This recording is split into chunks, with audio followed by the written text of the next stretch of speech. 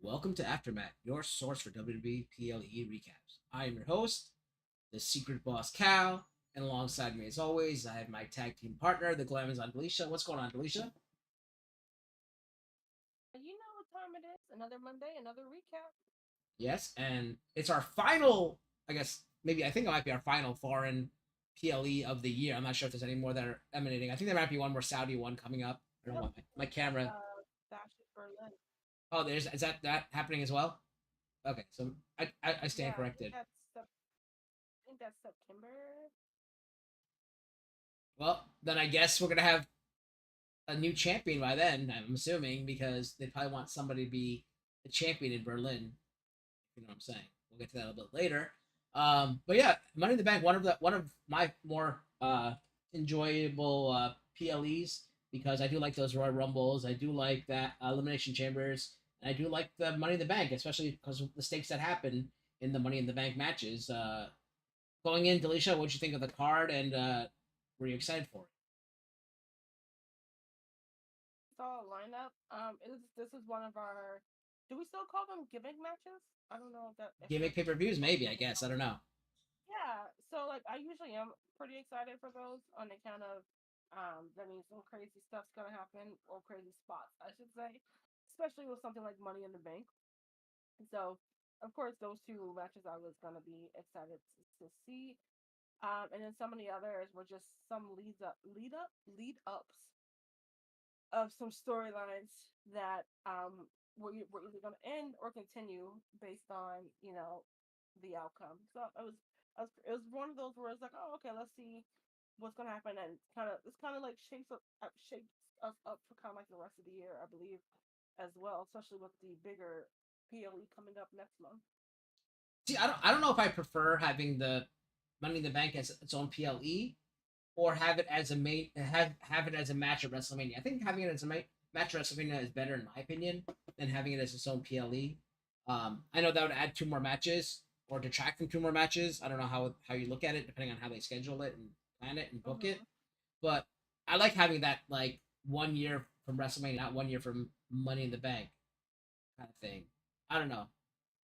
I like that, but I guess it makes it more dramatic this way because if it's after if Money in the Bank, which it usually is after WrestleMania, you might if like someone like Damian Priest held on to it till WrestleMania and he didn't cash in, he only had a few more he still had time after WrestleMania to cash in. But if you hold it on WrestleMania, you pretty much have to cash in like at WrestleMania. If the actual event was at WrestleMania, and then how does it work with the days? Because sometimes let's say WrestleMania was like April 3rd, and next year's April 4th.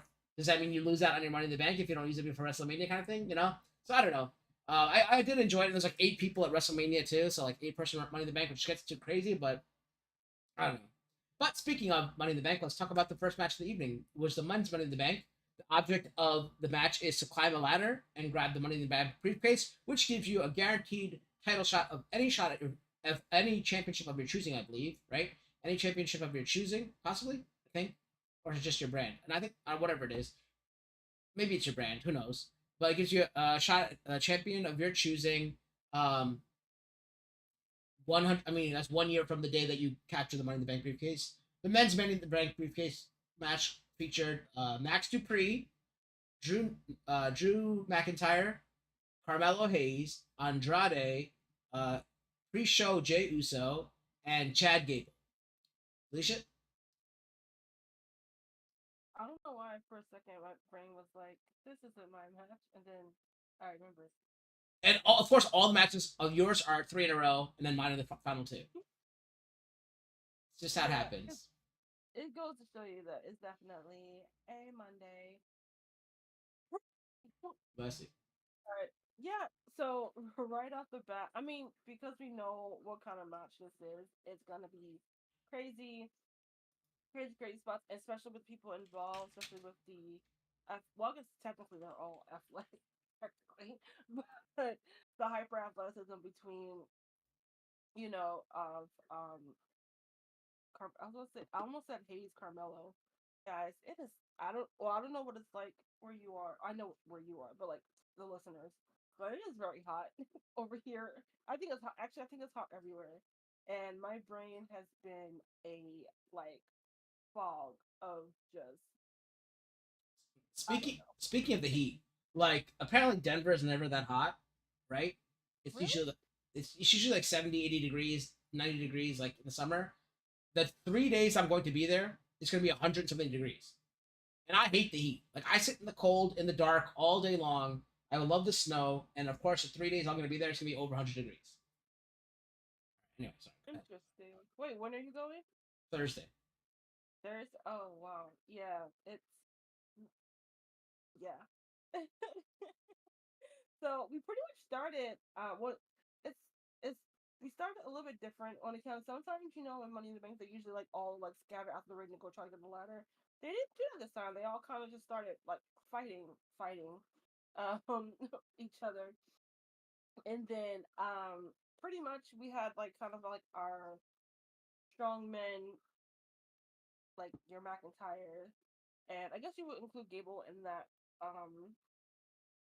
category as well. Just trying to trying to take out the more high flyers of like Andrade and Carmelo Hayes. Uh, excuse me, sorry.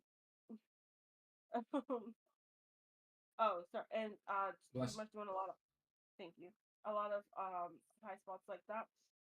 This was I mean everyone got a time to shine as you're always gonna get in any type of multi-person match. But it kind of was the story of I guess maybe like two people or Jay trying to be I don't I don't know if he was calling a yeet in the bank or not, but to get that briefcase, or Drew, who declared that this was his like shot to get back into the top picture because Pierce was telling him that he technically should be in the back of the line anyway for losing. But I've some notable moments was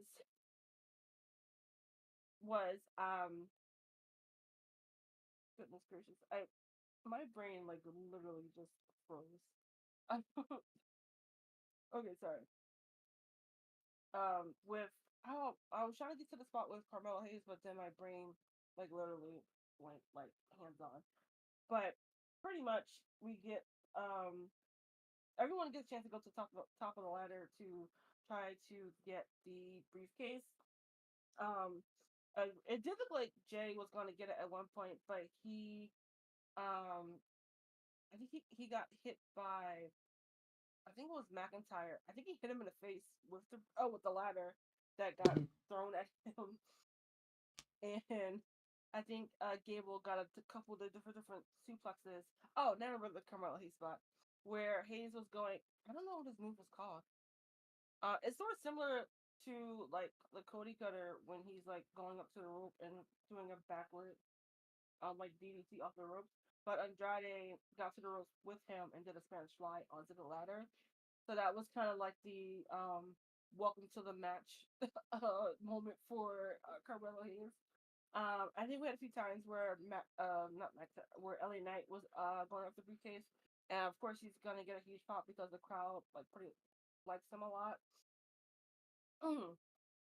But because my brain is so flawed, eventually we did get McIntyre to get the briefcase off the top of the ladder to be the men's Money in the Bank winner. Um, I I get it's kind of funny because it was for me like overall I do think the match was like really good, and it was a good way to like open up the show. And because I feel like it was between, for the most part, if you're just going with the internet wrestling community, like between the two people, or I guess three, it could have been Jay, Chad, or McIntyre as sort of like the three favorites. I don't know if you agree with that or not, but I feel like going in, they were the three favorites for this match.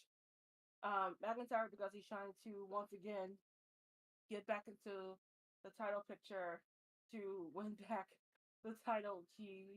I mean, some can say he was screwed out of him. Others can say he was getting karma on. And then, of course, we had Jay trying to live up to the namesake of main event Jey Uso, but that's kind of faltering now because he's not, winning the big ones or the big matches, as you say. And then we had Chad, who well, he's got some personal issues going on with the Wyatt Six coming after him, but he's also still trying to, while he faltered and getting the IC title, but he wanted to move on to the main title. So those were kind of like the three revolving storylines. As far as for the main title picture in this match, everyone else was just like it's an opportunity to get a title shot. But what did you think of the match? Do you think the right person won, or was he the one you were rooting for to actually get the briefcase, or was it someone else that you wanted to see get the briefcase? Yeah. So I'll tell you about. I guess leading up to this, I'll tell you the event. So like for me, going to the match, as long as Max Dupree or pre-show Jey Uso didn't win, I was happy with anybody who won. Other than that, and welcome entertained. I just saw you. I saw you. I said hi, but I forgot to acknowledge you in the chat. Here, I mean, welcome entertained. Thank you for joining. Um, yeah. So as long as pre-show Jey Uso or Max Dupree didn't win, I was happy. And as soon as I saw this match being first, I turned to Raj because Raj was at my house for the weekend. I had a barbecue on Saturday. That's why I watched this on Sunday afternoon or morning, I guess we watched it. And I'm like, as soon as I saw this was the first match, I turned to Raj and I go, Drew McIntyre's going to win this because he's probably going to cash it in later tonight. Or I guess for us this afternoon. That thing, he's probably going to catch it later tonight. Um, and I wouldn't be surprised if we don't see Drew McIntyre in the match that much. And we didn't. So I knew that was going to happen. As soon as I saw that, like the match was relatively short for a Money in the Bank ladder match, I think. And then and Drew wasn't in the match that much. Besides throwing the ladder and doing some spots here and there. He didn't take any big bumps. So yeah. there were some great moments. I know going into the match, we were, I think, talking in our wrestling chat or whatever, or amongst ourselves, saying like, it might be a lot of interferences, like CM Punk interfering with Drew McIntyre, um, Logan Paul interfering with Max Dupree, um, the Wyatt Six interfering with Chad Gable. I don't think we had any of that, right? Like we didn't have anything like that. It was just straight up, and then maybe the LW or whatever interfering with Andrade. We didn't have any of that. It was just straight match. It was great. I would love to have seen like Chad Gable get up close and then the lights turn off for a second and then turn back on. That'd been cool. That the minimum would have been awesome, but they didn't do that. It's fine. If Max Dupree was to win, I would like to have seen like a match at SummerSlam versus him versus Logan Paul, title for Money in the Bank briefcase, and that would have been a cool aspect. That way, the IC whatever champion is, he's the U.S. champion, I believe. The U.S. champion would have both the Money in the Bank briefcase as well as the U.S. championship. Um, because whoever wins that would have both. So I think that would have been a cool aspect. But thank God he didn't win. Drew McIntyre won, and I figured he'd probably cash in before the night ended. If that happened, we'll take out. We'll see if that happens. But I thought it was a good match overall. Was it the better of the two Money in the Bank ladder matches in the evening? We'll find out a little bit later. But it was entertaining as always. Not one of the best in the past few years. I don't think. I don't think. I think I expected a lot more with people like Andrade, Carmelo Hayes, and Gable. I think Gable really shined of all the people in the match. I'm glad Gable really really shined, and him like suplexing the ladder, that was pretty cool. And like Roger's never seen Gable like in action like this, and I talked about the high angle back suplex that he does, and like he actually did like 18 of those in the match, so it was really cool for him to see it. I told him how he did it to like Bronson Reed, like in slow motion, or I think it was like how he does it like a delayed one where he like pulls him, and then slams him. Like he did that to Big Bronson Reed, which is insane. And I wanted him to do something like that, like with maybe two guys or something, but he didn't do that. Not that I remember. So, but it was a good match. I enjoyed it. I'm glad Gable got highlighted and showcased, and I'm glad pre-show Jey Uso and Max Dupree did not win. Yeah. The next match was for the Intercontinental Championship, featuring the Intercontinental Champion Sami Zayn against Braun Breaker.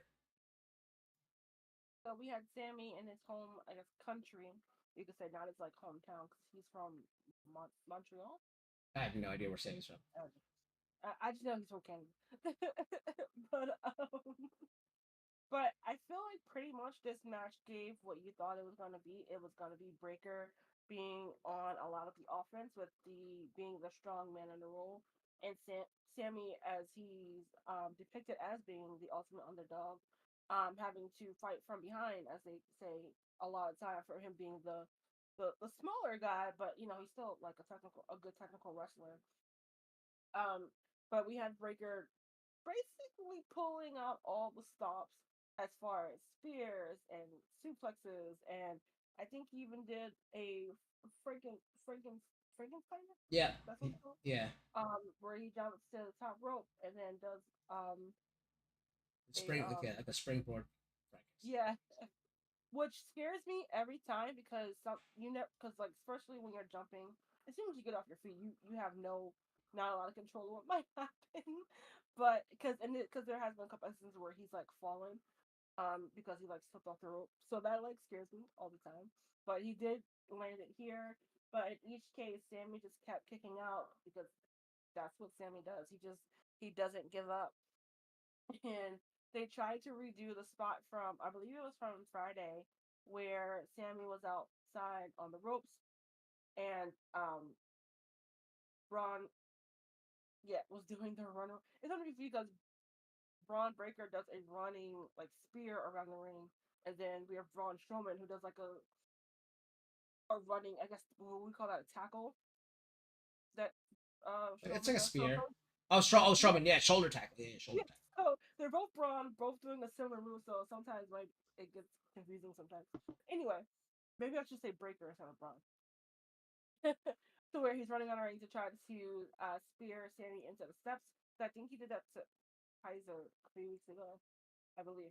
But Sammy had jumped over, and unlike on Friday when Braun ran into the steps, he was actually able to like hold hold himself upright. So I guess like learning from the past of what happens, which it's the little things that you do like to see. But Sammy was then able to get him into the ring, and well, no, I guess after that spot, I think Breaker like tried to clothesline him onto the announce table, but I don't think Sammy went through. Um, and then after they tried to get him back into the ring to go for another spear, Sammy got out the way, and I think he delivers the haluva kick. That's a tongue tire for me as well. To knock Breaker out and to retain the title. Overall, this was it was a pretty good match. It's pretty much an expected match or it was expected from these two of what we would get. I'm not the biggest fan of Braun Breaker. I think I've said it here on the podcast before, but I'm not the biggest fan of Braun Breaker, and I'm also not the biggest fan of Sammy at the moment. I don't know. It's like he does it for me, but he doesn't do it for me. I'm just kind of like down the middle, if that makes sense. I'm neither like against him nor for him. But overall, objectively, I thought this was a good match. Um, I don't think this hurts Breaker too bad because he's been being built up, not necessarily like Goldberg level, but Goldberg esque to of being the strong man on the roster. Can't breathe. And then to lose in his or first or second title match. But I guess you can always also make the argument that a lot of it was Sammy just being evasive in this match and being on the defense where Breaker was getting more of the offense. He just got a little bit more outsmarted. I guess with Sammy being the veteran, I guess you could spin it like that. But I'm not. I don't know. Do you think this hurts Breaker for winning? For losing at this moment and then winning later on, possibly because he's gonna win a title at some point because they're so high on him.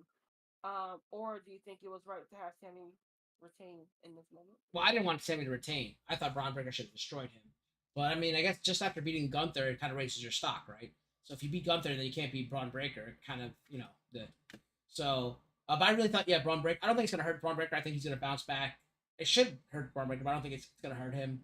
I really wish like there's kind of some non-clean win, like a clean, like a face non-clean win. Like maybe he goes for the spear or whatever, and he hits like the ring post, his head on the ring post, which kind of dazes him, and then he gets the haluva kick or something. I'd rather have that have happened than like a clean like victory for Sammy. Well, yeah, I keep forgetting it was in his home country or whatever you want to call it, and I think they might have reminded me 1,000 times, but I wasn't even paying attention to be honest. So I don't know. I never really liked Sammy. I'm not a Sammy fan. The most tolerable I found Sammy was when he was in the Bloodline, and still I didn't even like him then. So I don't want to see him as a champion. I'd much rather see Braun Breaker as a champion, but Braun Breaker still has time. And I thought this was a very good match so far. Both matches were very good. I think it just got better. This was better than the Money in the Bank match, in my opinion. They wrestled very well, and I thought this was like so far it was going very well. Like this night has been going very well so far. All right. The next match, was there another next match, or was there something that happened in between?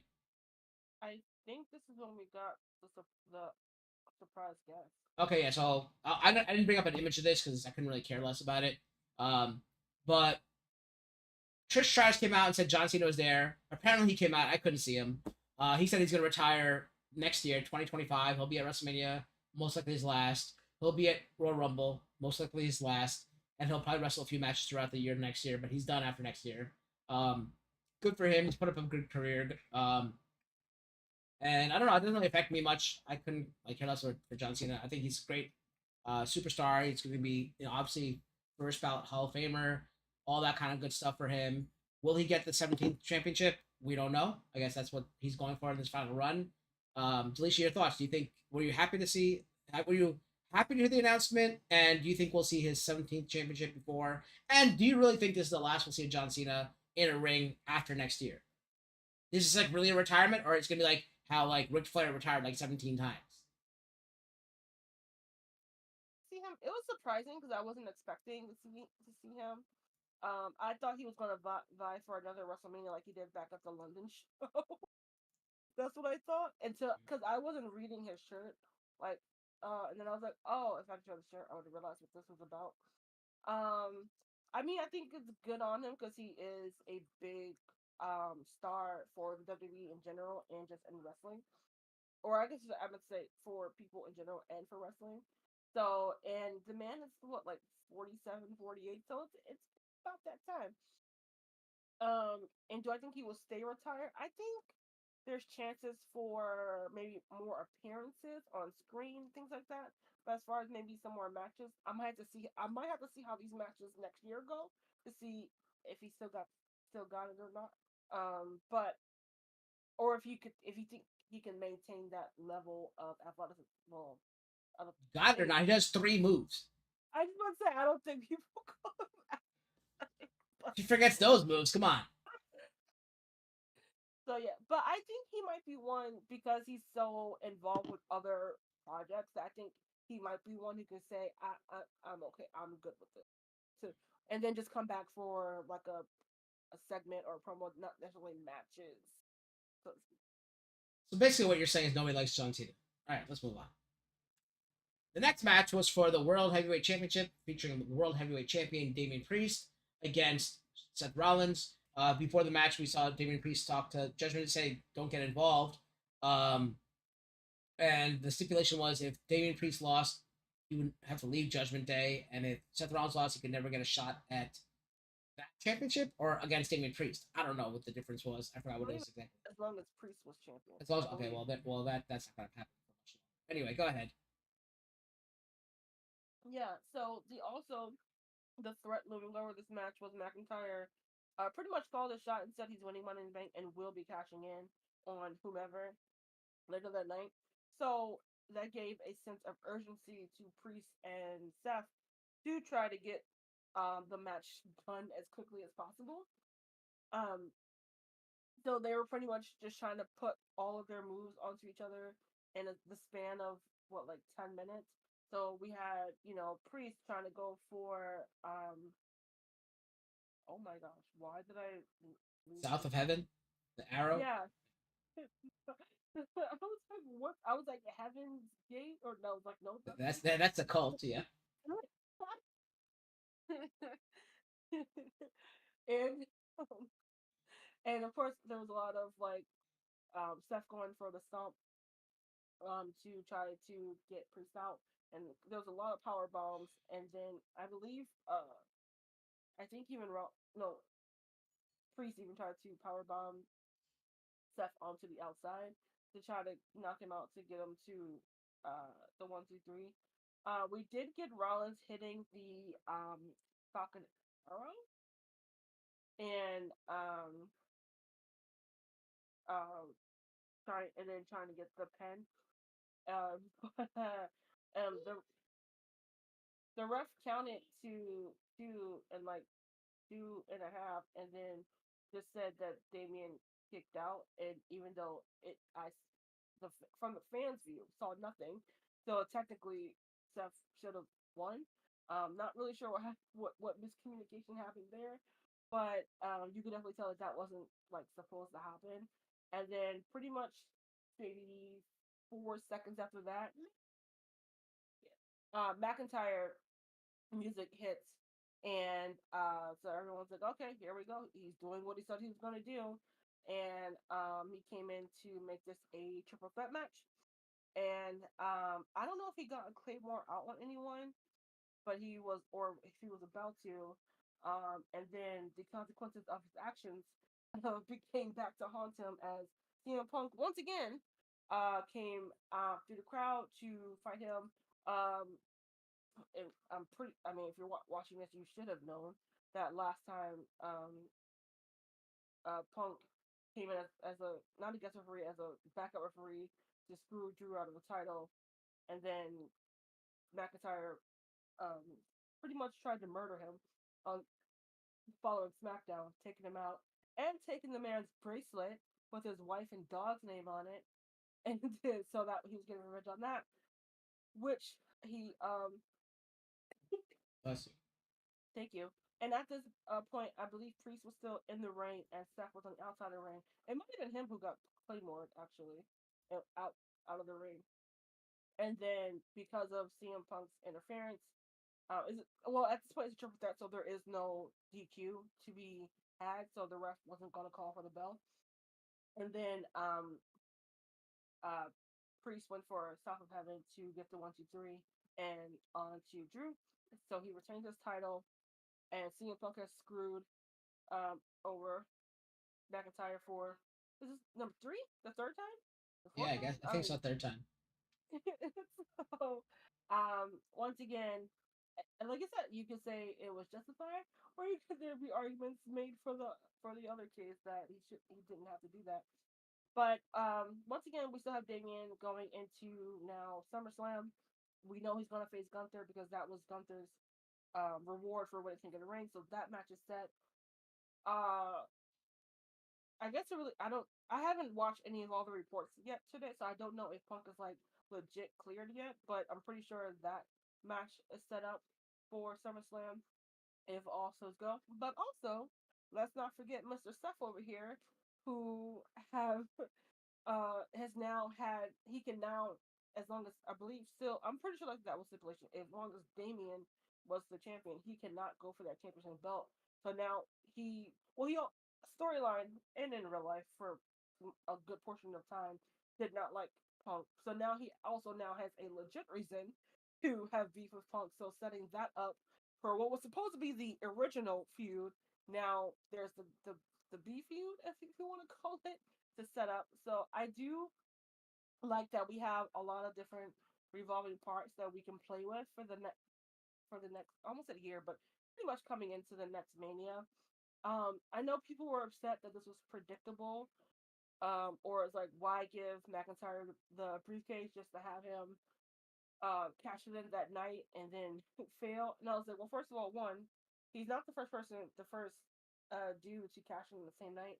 I believe well, Kane did it to Rey Mysterio, and Ambrose did it to Seth and I guess Seth and Roman when he won those back in the day as well.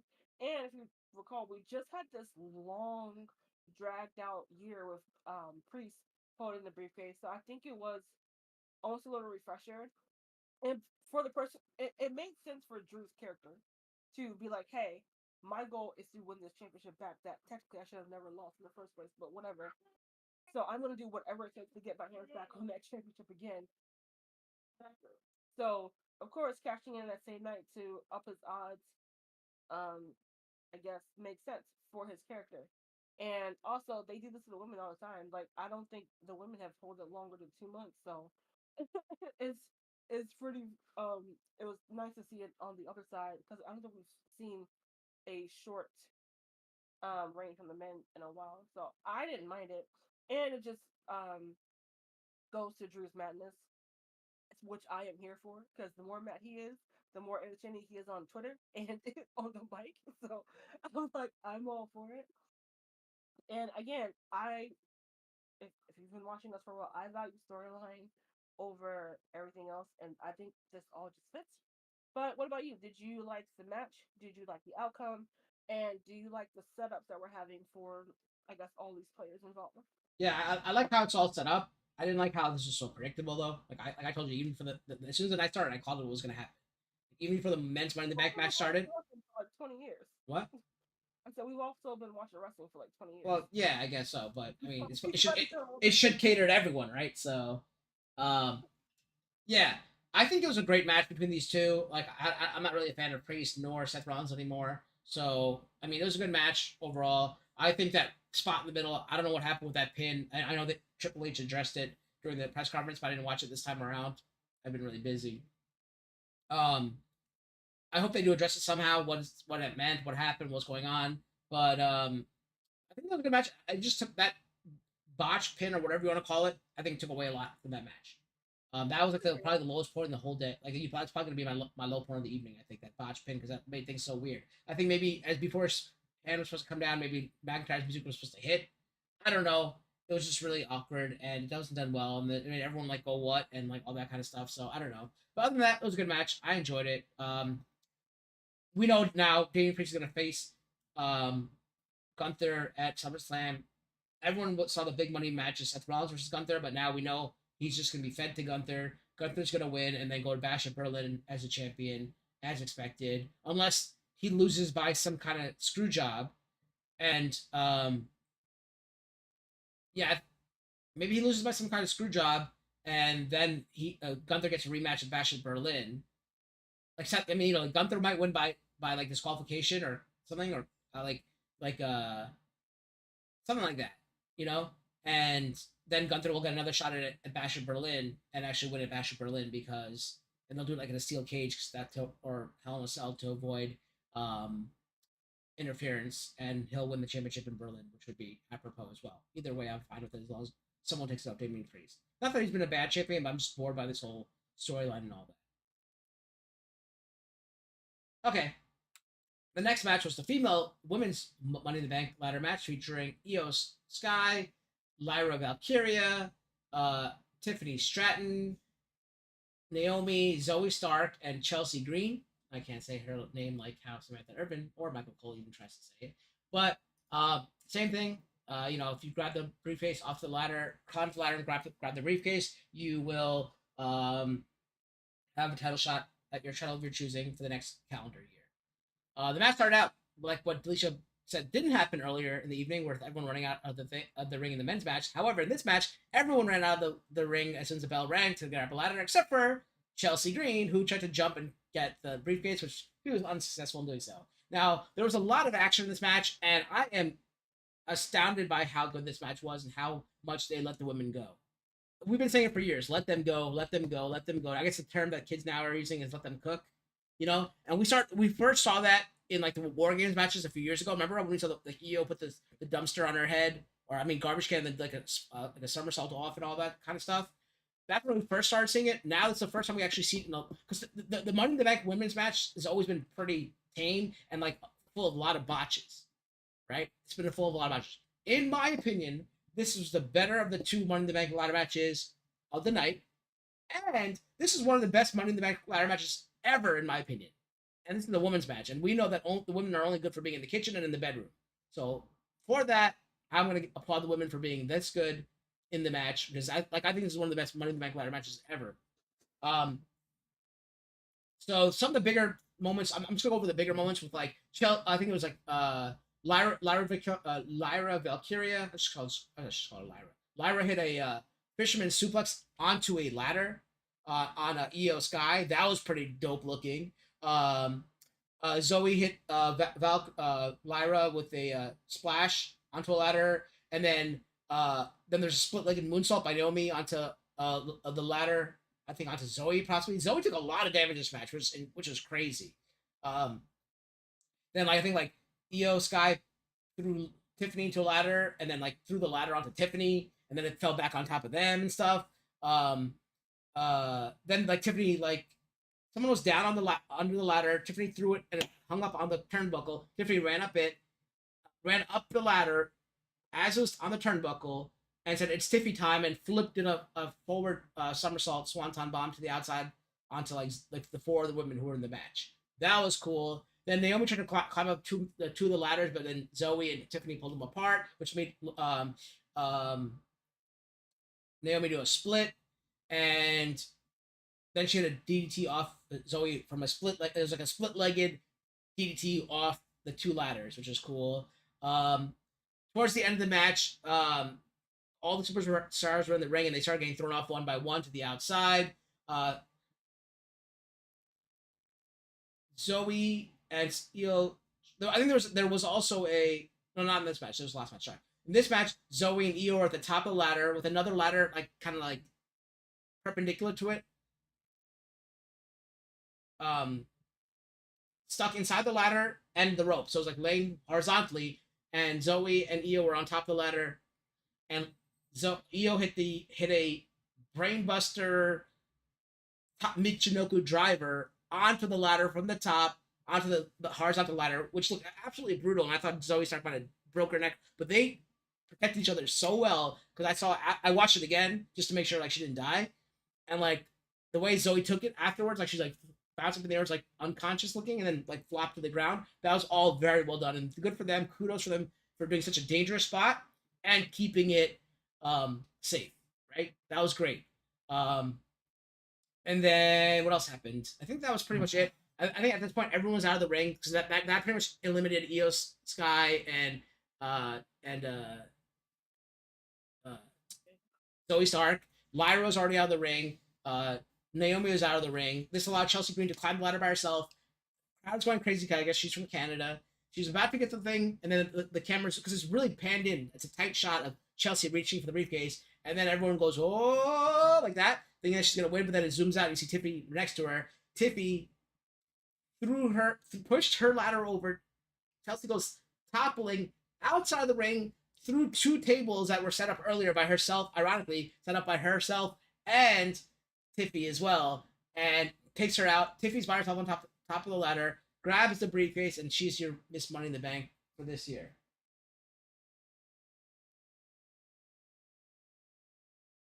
What'd you think, Delisha? Yeah, I agree that this was it. I don't know if I would call it. I have to watch a few others of the best Money in the Bank, but it's definitely been the best of the women's Money in the Bank thus far. I said And one of the best. One of the best. I know I said Not okay. the best. Women can never So have the best anything, okay? So let's get that straight. You're never gonna hear that coming out of my mouth. yeah, I but said it's one of the definitely been best. the best of the women's Money in the Bank matches we've had so far. Everybody just brought it. Um, yeah, everyone really showed off their athleticism and their ability to take a lot of headshots to this thing. I think I put in our chat that they're all gonna need like the ibuprofen and the Epsom salt bath soaks after the match because it definitely was brutal. And yeah, I do think going in the favorites were probably Chelsea and Tiffany. Chelsea because one, people love Chelsea, and also it is her her home of Canada. Again, I don't know if she was from Toronto. I can't remember. And everyone also loves Tiffany. So either way, if one of them got it, they would have been upset. I feel like the only person who got booed was Zoe Stark. Everyone else was getting cheered. She gets no reaction, by the way. And sorry, welcome Kia. Thank you for joining us here on Twitch. Yeah, Zoe Stark gets no reaction whenever she comes out. Like zero. It's like deadpan. Just like how Piper Nevin got none in Ireland or wherever she was from, Scotland. I was gonna like with Zoe. It's just like we don't know like who you are, like what is your purpose. We just know you right now as Shayna's tag team partner. Sure. Um, but overall great match. It could have ended the show, but I'll give my thoughts on that later as well. But yeah, I great job. No notes. Yep. That brings us to the final match of the evening, featuring a 6-man tag team match with Cody Rhodes, Randy Orton, and KO against the Bloodline, which was represented by their new, what do you call it, tribal chief Solo Sikoa, Tama Tonga, and their newly debuting Jacob Fatu with Tonga Loa in their corner. I did not. I expected this match to be last, but I did not want it to be last, nor did I expect it to be last. As weird as that sounds, I expected it to be last, but I did not expect it to be last. I thought they'd be like smarter than that, right? But it being a bloodline story, I'm like, okay, maybe the one saving grace for it being the final match of the evening is that they'll debut another Anoa'i family member or something like that, you know. But did that happen? We'll get to that. Thank God Tangaloa was not in the match because I've been watching his God stuff and he's awful.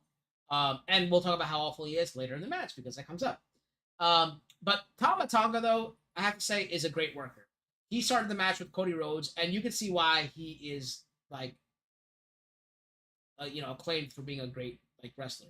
It was really good between him and Cody Rhodes, and you knew that he was going to, because Solo has to sit back because he's like the tribal chief, so he's not going to go in yet. He's got to get that pop or the boo or whatever, the heat when he gets in. And then Jacob Fatu's got to get that like hot tag and be like that like House of Fire that like destroys everybody. So you knew Tama Tonga had to go in first, and he's capable of doing that because he's a fantastic wrestler. And that's what we saw. Fantastic wrestling between Cody Rhodes and Tama Tonga, and then there's quick tags between Cody's team, Randy Orton and Kevin Owens, just basically cutting the ring in half and destroying Tama Tonga. Well, that changed as soon as Jacob Fatu got tagged into the ring because this is the moment they needed for one man to come in and clean house, and that's what he did. Team Cody was in charge the entire 15 minutes of the match. Then we did not see it for the rest of the match except for one spot where everyone did their finishers pretty much. After Jacob Fatu was tagged into the ring, like he just destroyed everybody, and he started out by taking the suspended DDT that Orton does from the outside the ring, and I'm like that. I was like, right, as soon as he took it and he was laying on the ground, like wait, Raj, like he shouldn't have sold that. He should have been like, I'm invincible. I'm like Hulk Hogan right now. I'm gonna get up and do it. And like right after I said that, he gets up and he's like, that didn't affect me at all. And then he starts destroying every member of Team Cody, starting with Randy Orton. Um, this is when at this point, after Jacob Fatu destroys everyone and the momentum's in Bloodline's favor, this is when Soul Sikoa finally gets tagged in and the crowd just lets him have it. And I'm glad they're no longer bleeping it out on pay per view because they were doing it in the past few pay per views. They're bleeping it out. This time they didn't bleep it out, which is great to hear. Um, and yeah, so the Bloodline just pretty much dominated for the rest of the match because of Jacob Fatu's ability. And he did some crazy moves. After a while, Owens, and most of the damage was done to Owens because he was the last man in the ring after. Like Orton was able to tag Owens, and then Owens the one who got cut off, much like Tama Tonga got cut off at the beginning of the match. Owens is able to finally tag in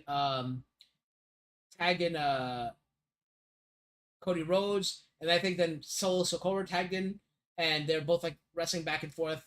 And then it went to the outside with some splashes and stuff like that.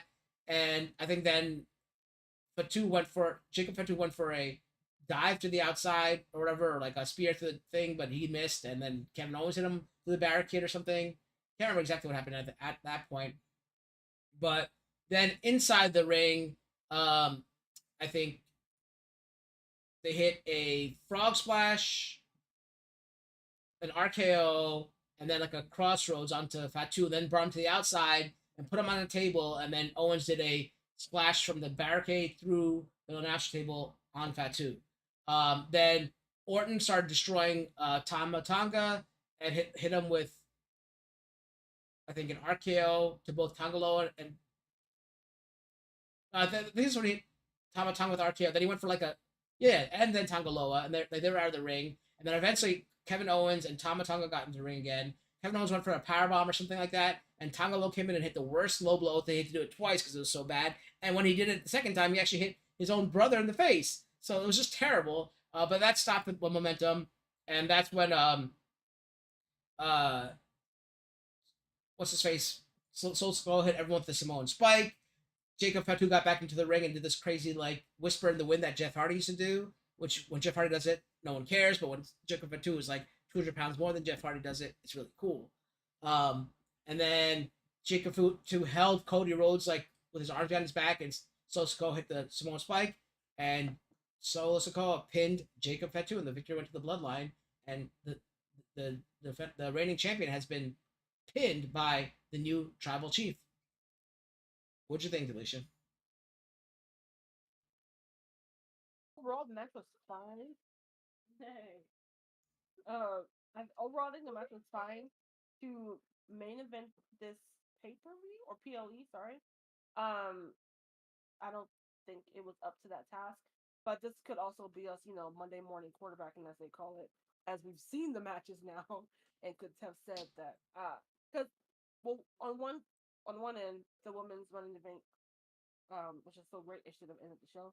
But also, when we do have like these gang matches, like Hell in a Cell, Money in the Bank, TLC or whatever. Yeah, I personally like it when those matches main event the show because it's the namesake of the PLE.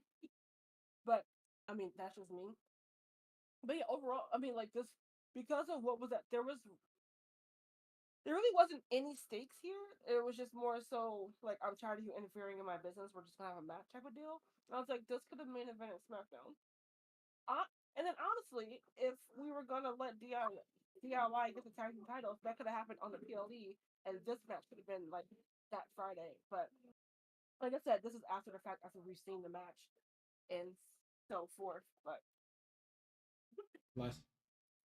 thank you, because Solo did pin Cody, this does set up a claim for him to challenge Cody at SummerSlam. So I like the setup that we're having. I just didn't think for the main event of this PLE, it deserved that spot. But I digress. Like I said, it wasn't terrible.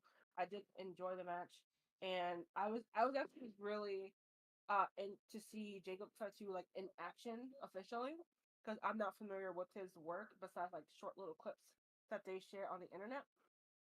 Um, so yeah, it was good. It was good to see him in the ring, and props up to Kevin for still going to this match while his mom's in the hospital. So like kudos to him for that.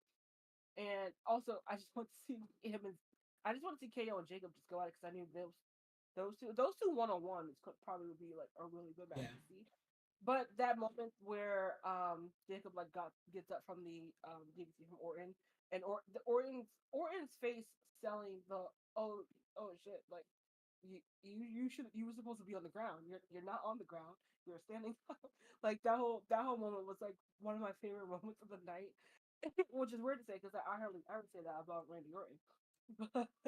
But yeah, overall the match was fine. I just didn't think it was main event worthy Yeah. for the PLE. Yeah. If these last two matches switched, I would have been fine. Like in the order that would have been great. Welcome back, Kia. Um, yeah, and I think really, Orton, KO, uh, Tama Tonga, and Jacob Fatu really carried that match. Like Cody did his thing, which is what we see all the time, but I think Tonga Loa and Solo were kind of like bleh, that match. So those four men, the team rated RKO, whatever they're called, team RKO, whatever they're called, um, and Tama Tonga and Jacob Fatu really carried this match. All right, that brings us to our final thing of the evening, our finishers. So, Alicia, what's your low point, your high point, and overall grade? Yeah. My low point was gonna be the non kick out from Priest, but you said you want to take that, so I'll let you have that. Now I'm just gonna We say can both I have to think prove how bad it was. no, I guess that's true, but I but yeah, just to be a little bit contrarian, or not, I guess not. That would be the opposite, but just to give another point that I didn't like. Nonconformist. Hmm. You're trying to be nonconformist. Yeah, sure. I think I'm just gonna give it to the tag match being the main event because I just didn't think it was main event worthy for this PLE, especially with the Money in the Bank PLE, which is a big deal and has big implications for the upcoming year. Um, High point is going to be I have to give it to Golden Nest because I enjoyed it so much. And they really, showed up and showed out as they say for this match, and I was very proud to see that happen. Overall great. I'm gonna give it just a solid B.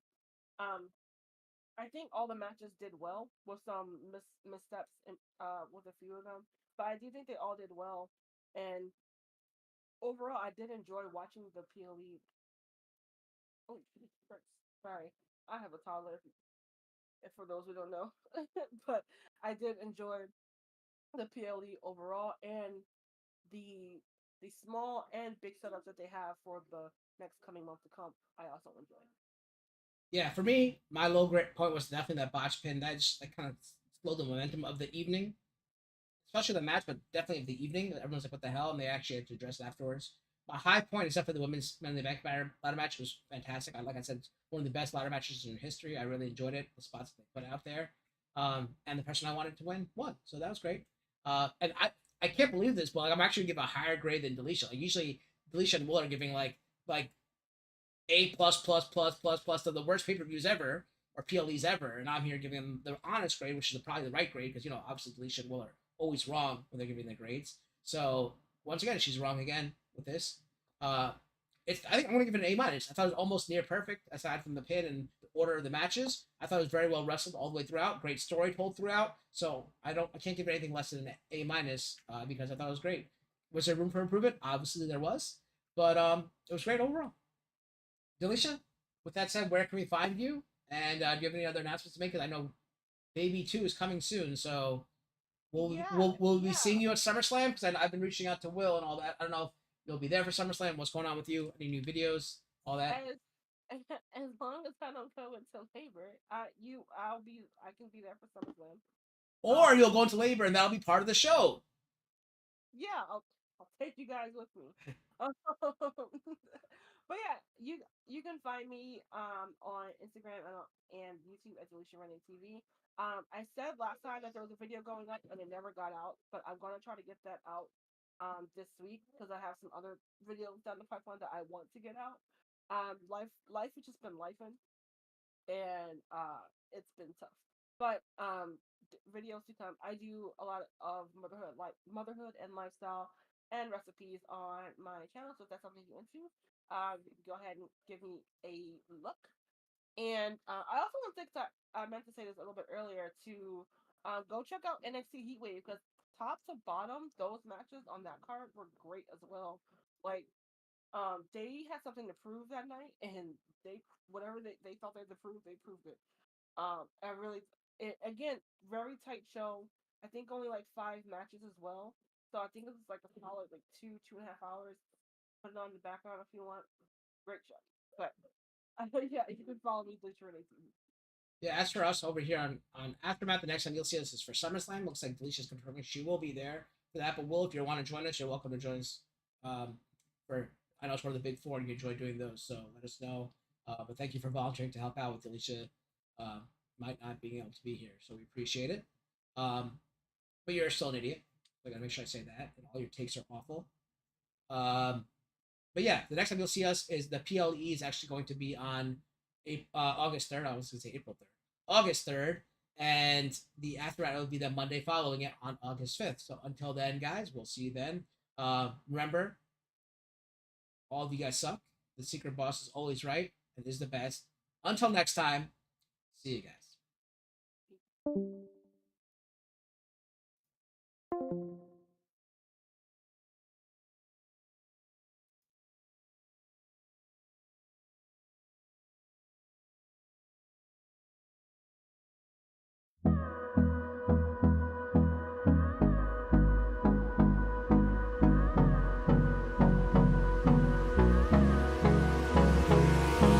Hold me close till I get up. Time is barely on our side. I don't wanna waste what's left. The storms we chase are leading us, and love is all we'll ever trust. Yeah, no, I don't wanna waste what's left. And on we'll go, through the wastelands, through the highways, till my shadow turns to sun rays. And on we'll go, through the wastelands, through the highways, and on we'll go.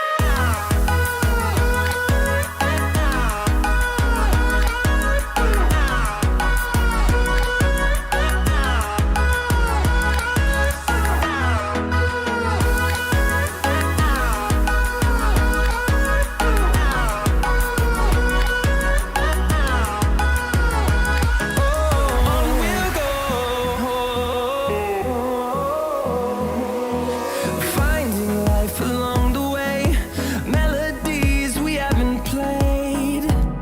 No, I don't want no rest. Echoing around these walls, fighting to create a song. I don't wanna miss a beat. And on we'll go, through the wastelands, through the highways, till my shadow turns to sun rays. And on we'll go,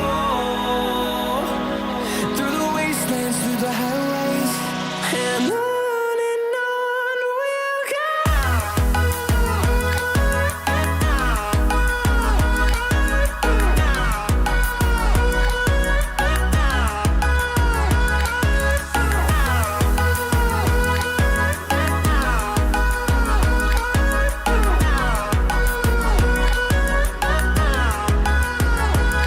And we'll grow in number, fueled by them to see the